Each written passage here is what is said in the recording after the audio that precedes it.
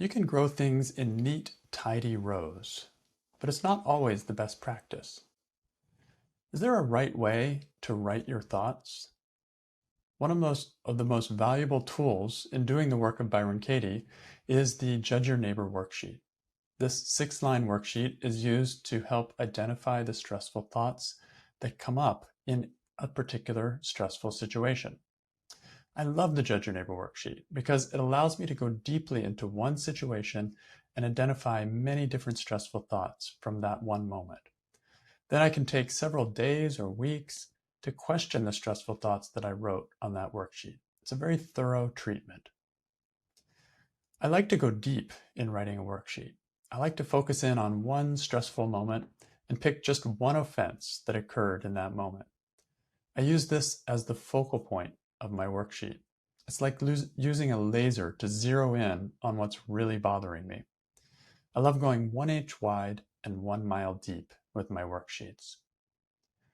But sometimes my mind has other plans.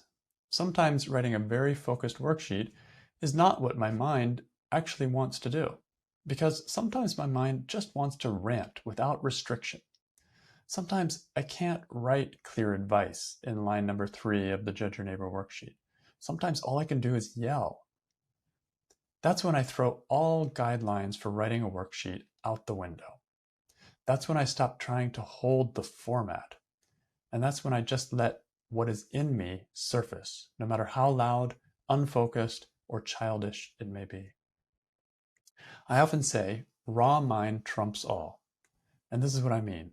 Following all the guidelines, writing a perfect, focused, deep Judge Your Neighbor worksheet is actually pointless when my mind just wants to rant. So I let it rant. This is the purpose of writing a worksheet. The purpose of writing a worksheet is not to produce a publishable piece of music or prose. The purpose of a worksheet is to get those stressful thoughts on paper so that they can be worked. Who cares what format they come out in? Who cares whether it fits neatly in line number 3 or line number 4 of my Judge Your Neighbor worksheet? Who cares if I'm in the moment or out of the moment? Who cares if I'm doing it right? Getting my stressful thoughts out in whatever form they come out is doing it right. And any attempt to fit my thoughts into a format that doesn't suit them does not feel right at all to me. Raw mind trumps all. Uncensored, raw. Those are the thoughts I want to get on paper. Those are the thoughts I want to work. And it doesn't mean that I don't follow the guidelines for writing a focused Judge Your Neighbor worksheet. Most of the time I do. I love those guidelines. They help me go deeper.